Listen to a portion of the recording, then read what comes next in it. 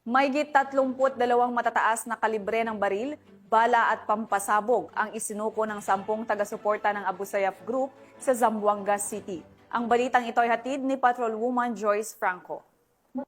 Na isinagawa ang press presentation of surrendered Abu Sayyaf Group supporters and turnover of firearms, ammunition, and explosive na pinangunahan ng Police Regional Office 9 sa ilalim ng pamumuno ni Police Brigadier General Eliazar P. Mata, Regional Director ng PRO-9, katuwang ang Regional Mobile Force Battalion 9 sa pamumuno ni Police Lieutenant Colonel Parson J. Asadil, Force Commander. Dumala rin sa nasabing aktibidad si Honorable Celso Lubrigat, dating mayor ng Zamboanga City. Ginanap ang aktibidad sa multi-purpose hall ng Camp Batalya, Artilim Boulevard, Zamboanga City. Sa nasabing programa, ito ay may layuning ipakita sa publiko ang 10 individual na sumuko mula sa hanay ng Abu Sayyaf Group at ceremonial turnover ng mahigit 32 piraso ng iba't ibang uri ng armas, bala at pampasabog. Bukod dito, nagkaroon rin ng presentasyon ng iba't ibang ayuda at programa mula sa iba't ibang ahensya ng pamahalaan para sa 10 sumukong taga-suporta ng Abu Sayyaf Group. Layunin ng aktibidad na tulungan at gabayan ang mga dating sumusuporta sa armadong kilusan upang makapagsimula muli at maging produktibong mamamayan. Dumalo at nagbigay ng kani-kanilang suporta ang iba't ibang ahensya ng pamahalaan gaya na lamang ng Department of Social Welfare and Development or DSWD, Department of Health, Cooperative Development Authority, Technical Education and Skills Development Authority or TESDA, PhilHealth, Department of Interior and Local Government or DILG, at Department of Labor and Employment or DOLE. Kabilang sa mga tulong na ibinigay ang pangkabuhayan, serbisyong pangkalusugan, pagsasanay at iba pang programa para sa kanilang pagbabalik loob sa lipunan. Nagpahayag ng taos-pusong pasasalamat ang mga ahensya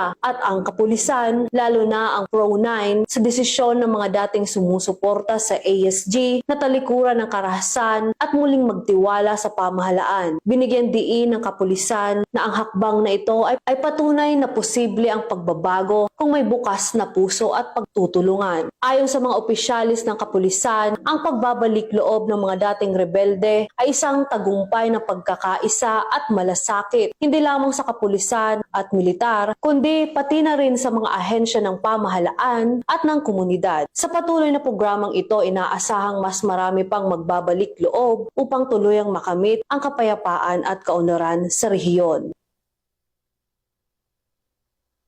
We want a peaceful one, bloodless one, for them to be accommodated once again, to be useful in the community. That is why I am personally, on behalf of my group, would like to thank the government agencies present who extended their resources also.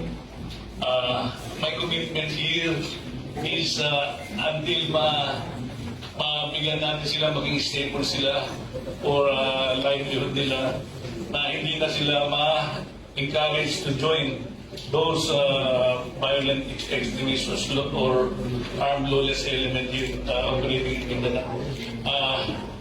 it's a great help of to us na nawala ito, na-eliminate natin itong 32 kind of high-powered weapon and caliber na nandito lang sa our neighbor or our jurisdiction.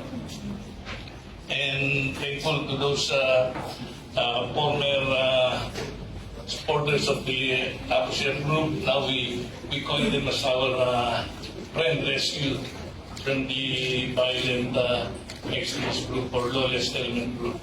And we will welcome another who would like to surrender once again, and they will be accommodated, they will be monitored, they will be given the chance to reform themselves and exploit their potential to be able to be a productive citizen of this nation that we all have. Pag lumabas tayo sa ibang nation na neighbor natin, hindi na tayo, di ba? dapat dito lang tayo, pamuhay tayong papayapa, matiwasay, because with peace, pag wala ng kaguluhan, andyan dyan ang development. Mula dito sa Zamboanga Peninsula, ako ang inyong PNN correspondent, Patrolwoman Joyce Franco, alagad ng batas, tagataguyod ng balitang pulis.